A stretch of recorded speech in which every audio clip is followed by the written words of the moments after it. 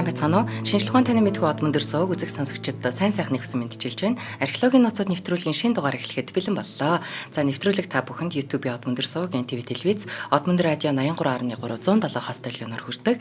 Энэ дугаарыг хамтран ажиллагчаар амьдралын хэв маяг бүрт Токи тохирон Токи аппликейшн мөн стандартыг эрхэмлэн стандарт катеринг компани сөөжүүд дэмжиж ажиллаж байна. За студид Америк сургуулийн түүхийн багш Марат хаан, хөтлөгч Цэнгэл баяр нар бэлэн боллоо. За тэгэхээр надад гоё хүндтэй үүрэг ирээд байгаа шүү дээ. Өнөөдрийн сэдв. Эрдэнэсээр дүүрэн хүлэг онгоц Атлантын далай. За 1708 оны 6 дугаар сар Испани эзэн хааны флотын 3-5-цанд 62 их буутай аврах том байлдааны хөлөг Панамаас Испани руу асар их хэмжээний эрдэнэс тээвэрлээ хөдөлжээ. За тэгээ өмнөд Америкийн уур ханиудаас олборлсон 600 тонн мөнгө, алт, Колумбаас олборлсон маргад чулуу, хятадын шаазын эдлийг их хэмжээгээр тээвэрлэж явсан энэ хөлөг Колумбийн Картахен бомтоо, Картахен бомтын оролцоо Британий флоттой тулалдах үедээ хөлөг доторх дарин дэлбрээд ердөө хэдхэн минутын дотор аврах том онгоц 600 орчим зорчигчийн хамт далайн ёроолдож ивсэн байдаг. За тухайн үед энэ хөлөгт байсан хүмүүсээс ердөө 11 ламд гарсан.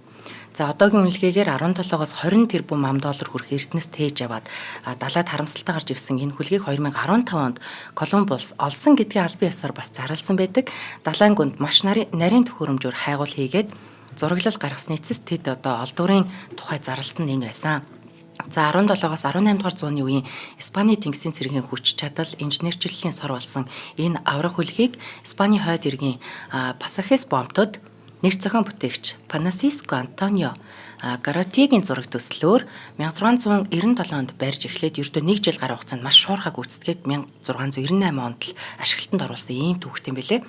Тэгээ техникийн үзүүлэлтийн 45 м урттай 12 м өргөн их биетэй 1000 орчим тонн даацтай энэхүү 3-5 цант хөлгөн тухайн үеийнхээ бүр хамгийн том байлдааны онгоцнуудын нэг тооцогдчихсэн.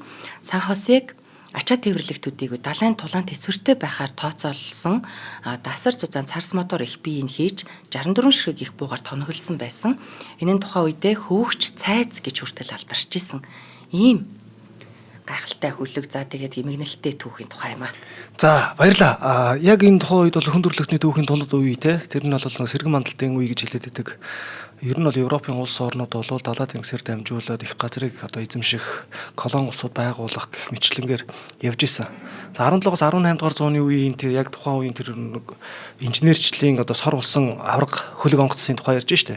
Гэтэл яг тухайн үед бол Монгол нутагт юу болж исэн бэ гэхээр арай эсэргээр 13-аас 14 дугаар зууны үед бол монголчууд яг дэлхийн техник те ер нь өнгө аясыг нь тодорхойлж исэн. Яг тэр алтан аргамж улс төрийг нь зангидж исэн болвол буцаагаад 300-400 жилийн дараа гэхэд бол манжийн иргэшээлд орчихсон байсан. Хүндрэлтний соёл хөгжлөөс жоохон хоцорчихсон. Энэ үед дэлхийн дахинд бас юу болж исэн бэ гэдэг бас сонирхолтой үйл явдал واخгүй юу. За Атлантын далайн яг хүнд бол он удаан жил нойрсон энэ хөлгийг те ийхүү осныхаа дараа бол улс дамсан маргаан тэмцэл эхэлж байгаа. За өөрийнхөө газар нутгаас анх олсон тул Колумбус хөлгийг манах хэмээн мэтгэж далбаанд орон те явж байгаад суурсан тул Испанч өөрийнхөө хэмээн булаасалтаж хөлөг дотор байсан алт эрдэнсийг нь өөрсдийг нь уурхаагаас олборлсон учраас Перу, Боливийн одоогийн те улс иргэд заргад мэдүүлэг хийж эхэлсэн байгаа байхгүй. Тэ ер нь бол за наадах алт эрдэнс нь манах юм аа. Та хөлгөө танах аав гэдэг ч юм уу. За гэтэл үгүй яг тухайн үед чинь Испани одоо тугийн дор явж исэн учраас энэ одоо ингэж манах байх ёстой гэдэг гихмчлэгээр маргаад агуулсан. За бүр 1980-ад оны үед бол хөлгийн байршлыг анх зааж өгсөн гэх Америкийн компанич одоо эрдэнсийн 50%-ийг нь аван гэж зарлаж эхэлж байгаа байхгүй.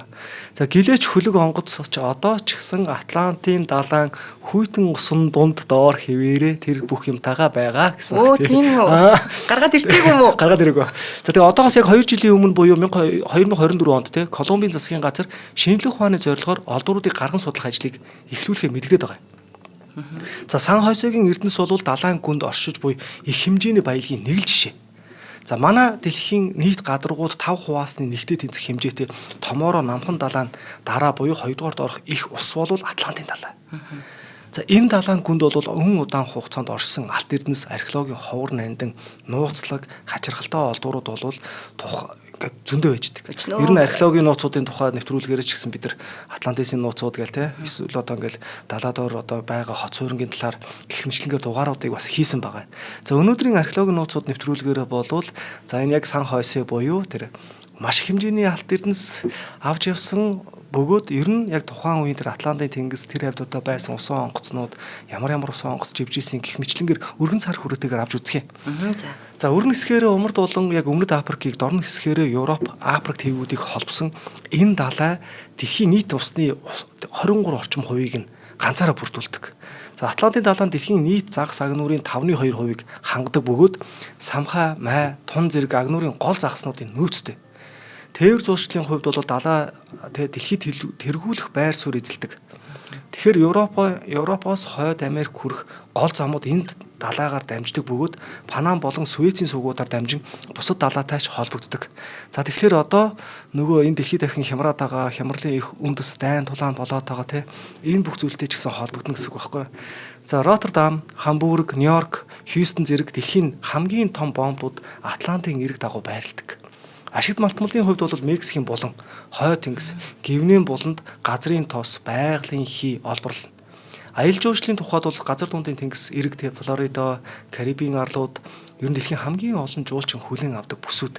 Жишээлбэл Франц, Америкийн нэгдсэн улс, Испани зэрэг Атлантын далайн орнууд жилд хэдэн 10 сая жуулчин хүлээн авч эдийн засаг улс орныхоо хөгжилд асар их хувь нэмэр оруулдаг. Ингэж оруулсаарч байгаа. За ёроолороо хойд туйлаас өмнө туйл хүртэл сунан тогтсон Атлантын нуруу хэмэх авраг том галтуултай дэлхийн 130 гаруй орны эрэг орчмын бүсийг хамаарч өргөн уудам газар нутгийг эзлэх энэ далай олон зууны турш стратегийн гол гарц тээврийн зам байсаар ирсэн баг. Түүхэн талаас нь авч үзэх юм бол Атлантын далай яг үеийн үед хүн төрөлхтний соёл иргэншлийг холбосон гол гүр байсаар ирсэн. Энэ далай байгаагүй бол эртний Веникууд эхлээд викингчүүдийн аялал улмаар нөгөө Христофор Колумбын нээлт байхгүй байхаас байгаа. Христофор Колумб ч энэ далайгаар явсараа Америк твийг нээчээд та нар бол Индиа гэсээр байгаа нөгөө энэтхэг Индиа гэдэг үндэстэн хоёр иш нэг дуудлагаар ярьдаг энэ зүйлийг ч нэгэд өгсөн. Өөрөө ч нас барах хүртлээр бол би энэтхэгт байна гэж бодсон байгаа шүү дээ. Тийм яг тийм байхгүй. За тэгээ Европчууд шинэ ертөнцийг нээж цаашлаад колоничлж чадахгүй байсан. За хэрвээ энэ далай байгаагүй бол олон улсын худалдааны сүлжээ үүсгэхгүй байсан. За өнөөдөр ч Атлантын далай дэлхийн тээвэр холбоо, харилцаа, аялал жуулчлалын хамгийн чухал зангилаа хэвээрээ байсаад байгаа. За Атлантын далайгаар тээвэр хийж ирсэн нь хүн төрөлхтний худалдаа, соёл иргэншлийн харилцааны хамгийн том эргэлтийн цэг. Эрт цагт энэ далайгаар далайн эргээр Веникууд дараа нь викингчүүд тээвэр хийж байсан.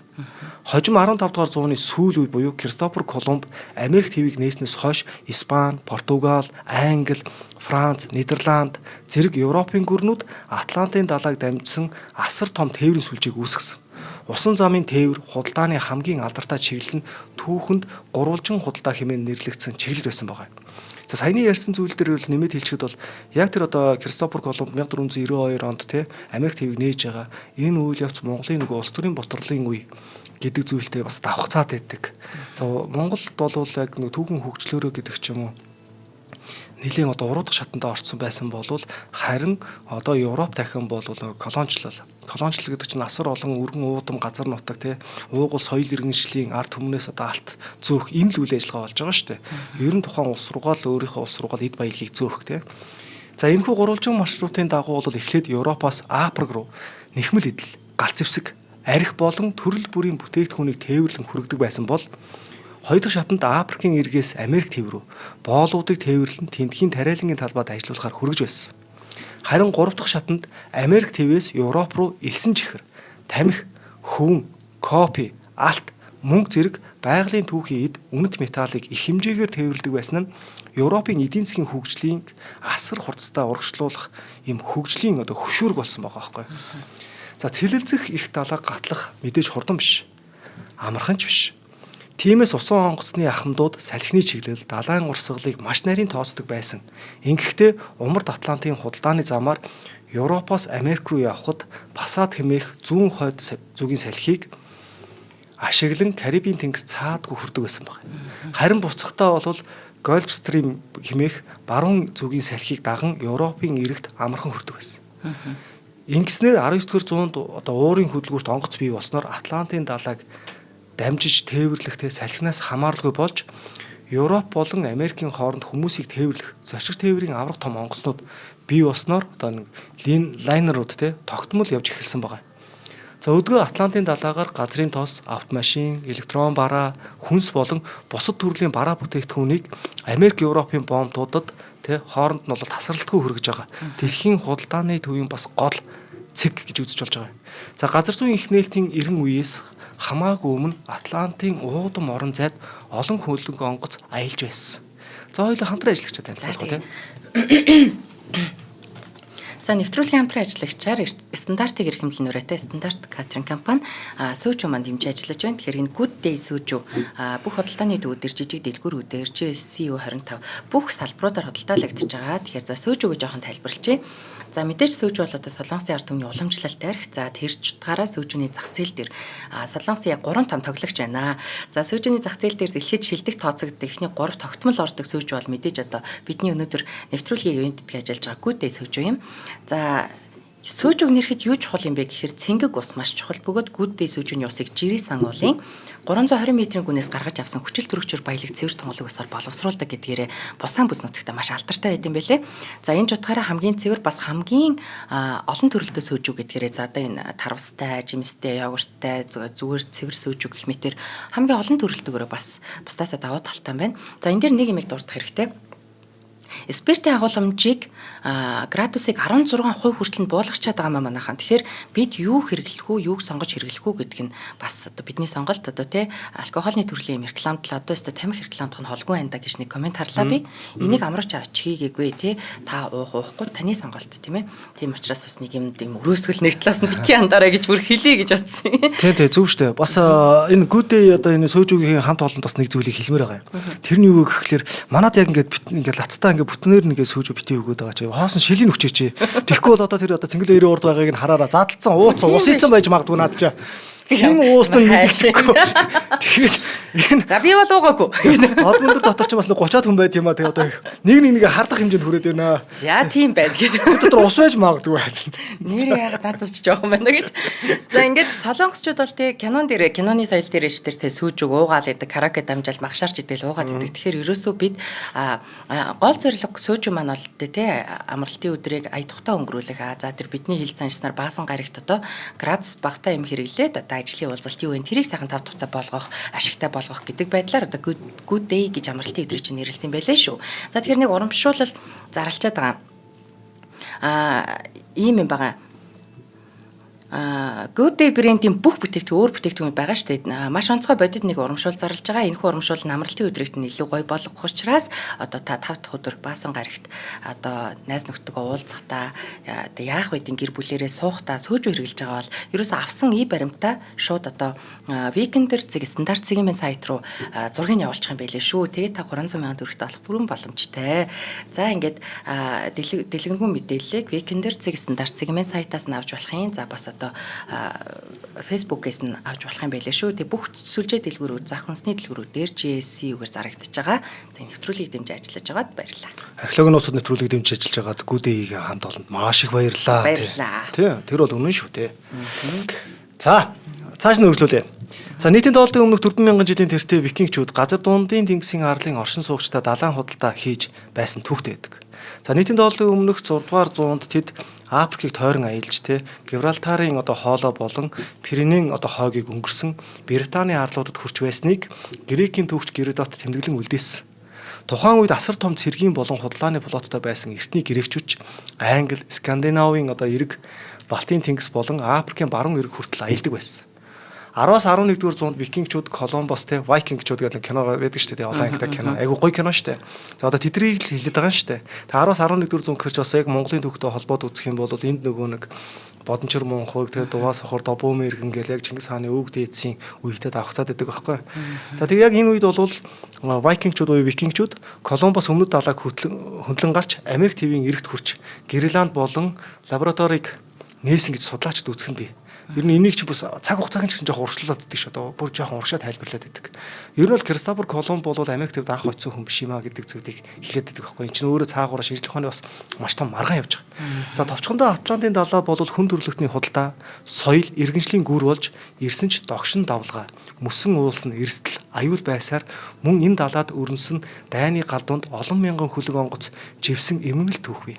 За үүнээс жишээ ярих юм бол те Атлантын далайн хамгийн алдартай бөгөөд хүмүүсийн сэтгэлд хамгийн гүн үлдсэн суурил бол яахын аргагүй Титаник.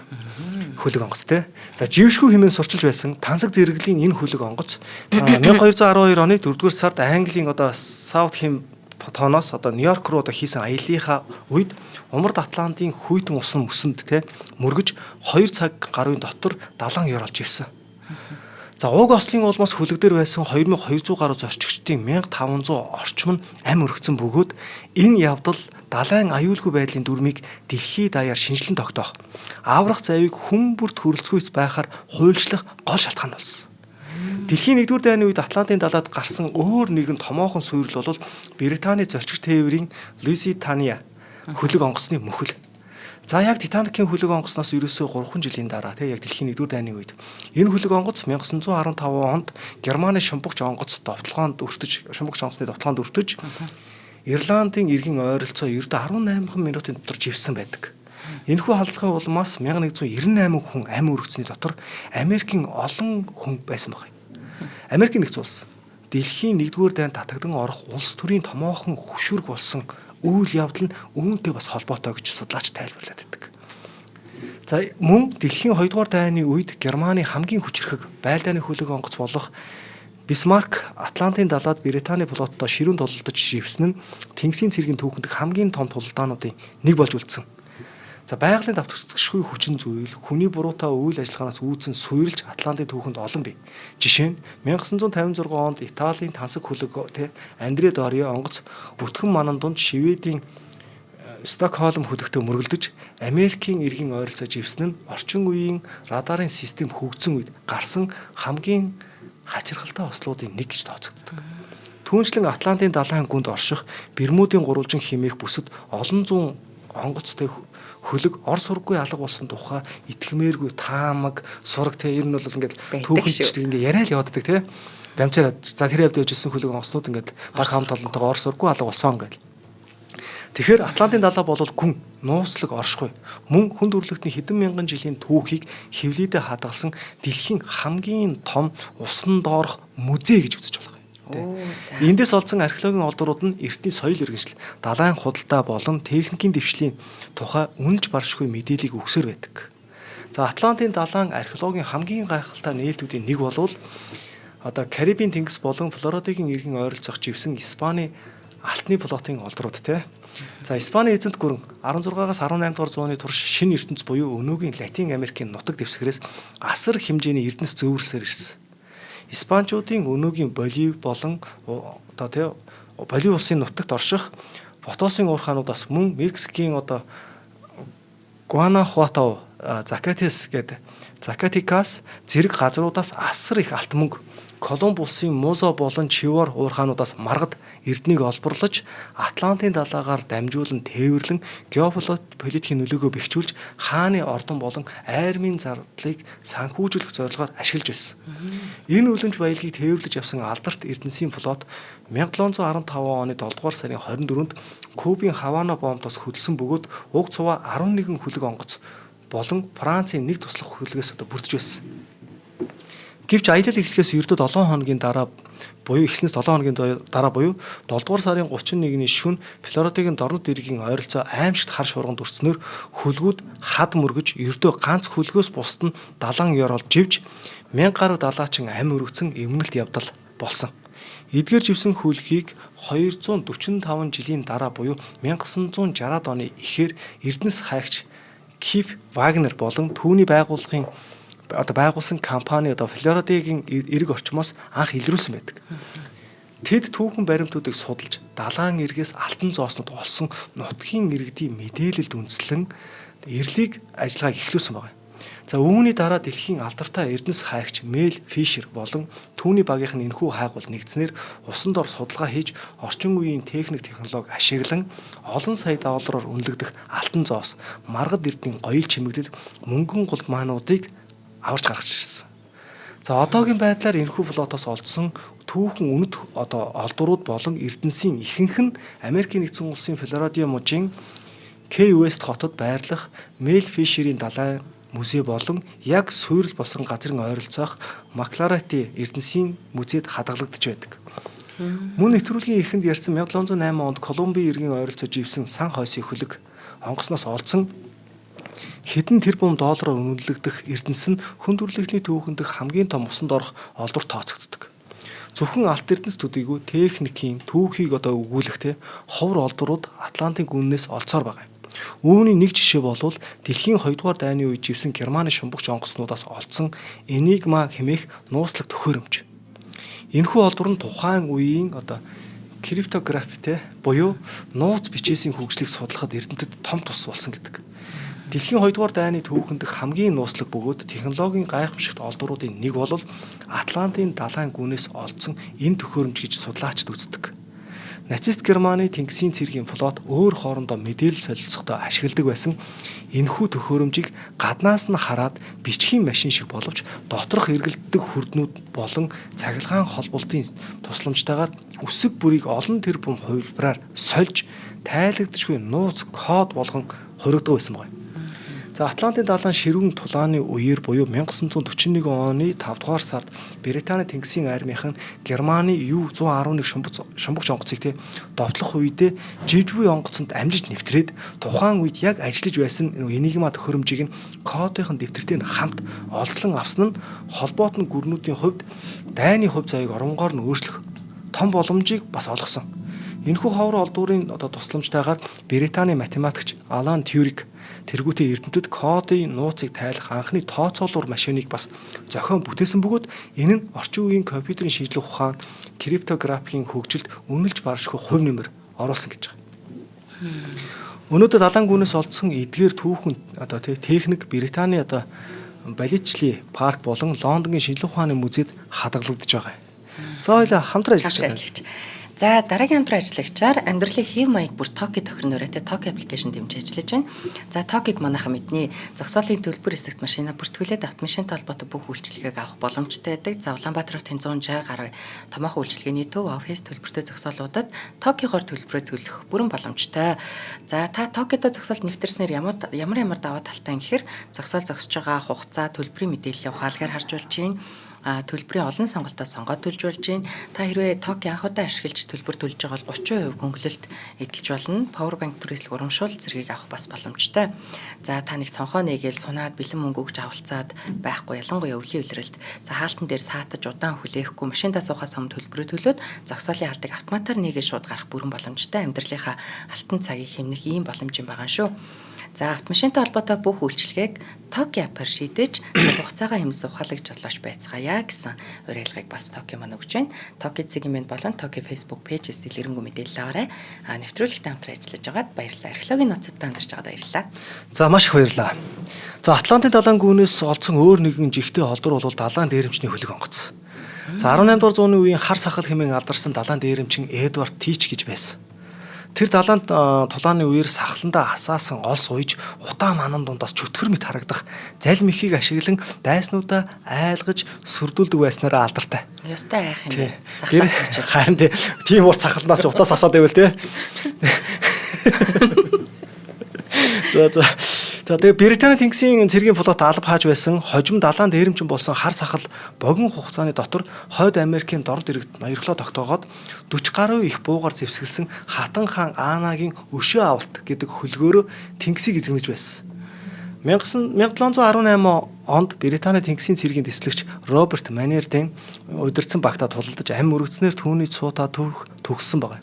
За хар сахлын алдарт хар сахлын иргэшэл байсан Хатан хаан Аанагийн өшөө авалт хөлөг нь 1718 онд Умард Калероныгийн Боборт хотын ойролцоо живсэн төвхтэй гэж.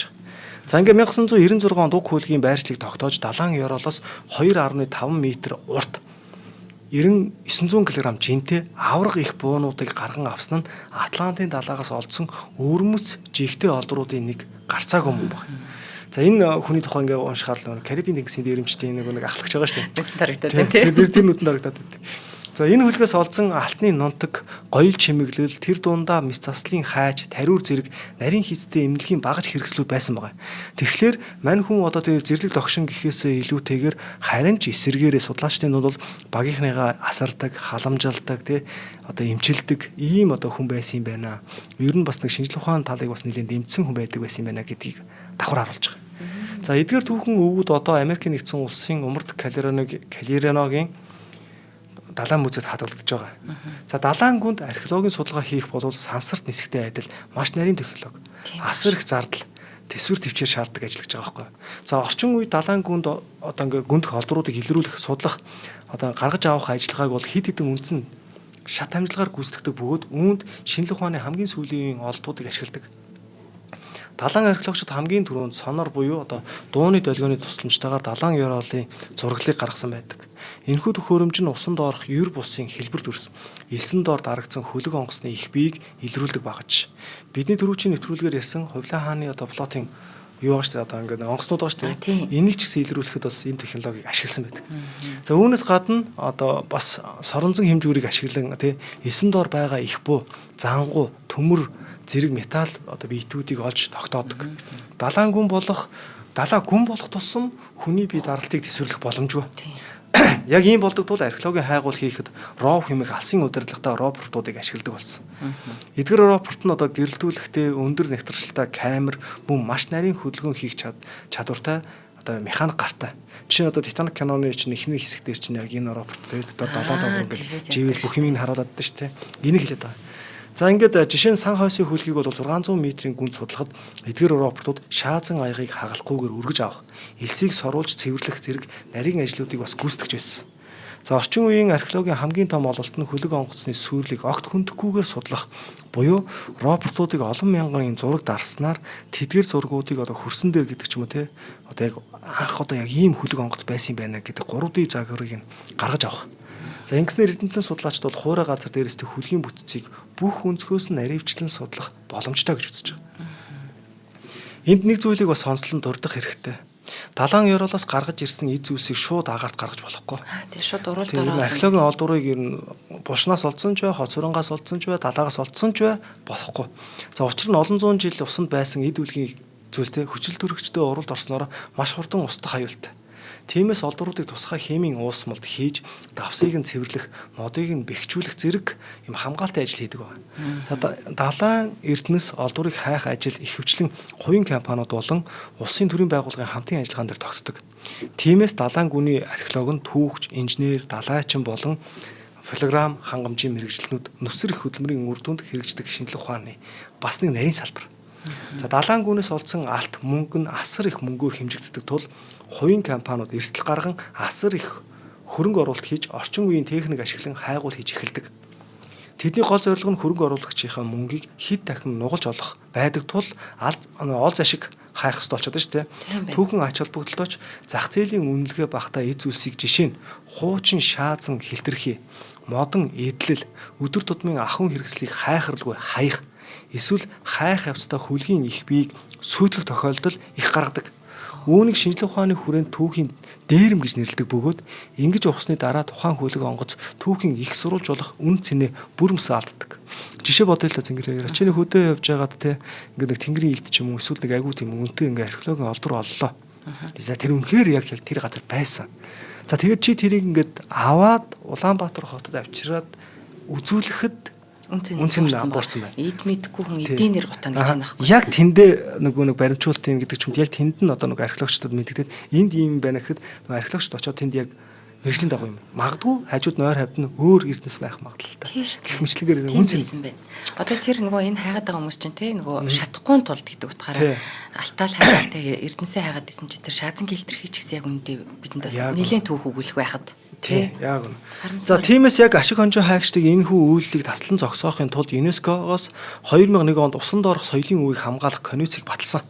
За энэхүү дүрмд усан доорх түүхийг одоо дурсгалт газруудыг арилжааны зорилгоор ашиглахыг хатуу хориглож, олдруудыг худалдах, арилжахгүй байхыг улс орнуудад уриалсан байдаг. Өнөөдөр олон улс орнууд энэхүү конвенцэд нэгдснээр хувийн компаниуд дур мэдэн далайн ёроолд малтлаг хийх эрхгүй болсон ч олон улсын одоо одоо улсын бүс гэж ядсан шүү дээ тий. Бүс буюу ямар ч улсад одоо харьяалал бүс тий. За энэ бүсэд хайгуул бол үргэлжилсээр байгаа. За нөгөө талаас ашиг хонжоо хайгчид Эрдэнэс олсон ч түүнийг хууль ёсоор эзэмших нь маш хүн даваа байдаг. Өмнө нь түгээмэл байсан олцсон л бол минийх гэсэн хуучин дүрм одоо үйлчлэгээ болсон. Жишээлбэл 2007 онд Атлантын далайгаас 500 сая долларын үнэтэй мөнгөн зоос олдсон. Хар хүн төсөл дээр одоо Odyssey Marine одоо Exploration гэдэг одоо компани байгаа байхгүй юу. За энэ компани Испани засгийн газартаа 5 жил шүүхтэлсэн байдаг. Бид олсон гэдэг. Гэхдээ яг нөгөө энэ чинь манайх нөгөөт нь болохоор бид олсон. За эцэст нь Америкийн нэгдсэн улсын дээд шүүх энэ бол Испани төрийн өмчийн хөлөг онгоц байсан тул олдсон бүх эрдэнсийг Испанд буцааж өгөх ёстой гэсэн шийдвэр гарч хувийн компани $1 авалгүйгээр бүх эрдэнсээ хураалгаж байсан төгт. Гэхдээ сүүлийн үед ашиг хонжоо хайгч компаниуд болон засгийн газрууд дунд ингээд шийдэл төрж байгаа байхгүй. Тэр нь юу гэсэн үг вэ гэхээр тохиролцох юм уу? Тий, надад нөгөө нэг тий одоо нэг эрх мэдэл чамд мөнгө байгаа. Би тэр ингээд судалгаа хийх надад мөнгө байхгүй байгаа байхгүй. Түр мөнгөгүй байгаа даа шүү дээ тий. За тийм учраас яг ингээд засгийн газрууд тий дундын шийдэлд хүрээд улс орнууд далайн гүнд хайгуул хийх техник хөрөнгө байхгүй бол мэргэжлийн компаниудаа гэрээ байгуулдаг. Энэ тохиолдолд компани нь археологийн бүх дүрмийг баримталж олдврыг шинжлэх ухааны дагуу гаргаж ирэх үүрэг хүлээх бөгөөд үүнийхээ хариуд олсон ашигынхаа тодорхой хувийг авах замаар хамтран ажиллах. Энэ бол арай илүү үнэнд шудраг зүйл байгаа байхгүй тийм. За товчоор хэлбэл далайн гүндх алтны халуурал одоо ч үргэлжилсээр байгаа гэдэг энэ үгээр өнөөдрийн энэ хүн нэвтрүүлгээ жаргая. За баярлалаа. Сонирхолтой байлаа. Гэхдээ нэрэл одоо тэнд нэг алт байнагийн готлоо хайчаа гэж бас магадгүй биш шүү. За ингээд археологийн ноцод нэвтрүүлгийн 7 хоногийн дугаар энэ хүрээд өндөрлөж байна. Нэвтрүүлэг та бүхэнд YouTube-ийн Одмон дээр сууг NTV телевиз, Одмон дээр радио 83.3 107 хостелгионоор хүрлээ. За нэвтрүүлэг хүрэхэд дэмжиж ажилласан амьдралын хэв маяг бүр Tokyo тохирын нурайтай Tokyo application, зам стандартыг эрхэмлэн нурайтай стандарт катеринг компани сүүжүүд дэмжиж ажиллалаа. За студид Америк сургуулийн түүхийн багш Марат хаан хөтлөгч Цэнгэл Баярнаар ажиллалаа. Дараагийн нэвтрүүлгээр олзъя. За тэгээ. Бас Монголд бас 7 археолог шиг юм хийсэн байгаа шүү дээ. Нууранд бас археологийн матлах судалгаа хийсэн. Одоо энэ өнгөрсөн жилийн 2025 оны археологийн одоо нэг хөвсгөл нуранд үгүй би тэрийг одоо нэг хинтид хийсэн баг. Тэгээ тэрэн дээр бол юу басан шүү дээ. Одоо археологийн шилдэг одоо ажлуудын нэг басан. Яг гэвэл Монголд анх удаага 7 археологийн талаар хийсэн. Хас сонирхолтой тий. Тэрийг манайхан гэрийн даалгавар судлаа. За баярлалаа. Би тэрний мэдээллийг нэр Facebook-оор оруулнаа. За.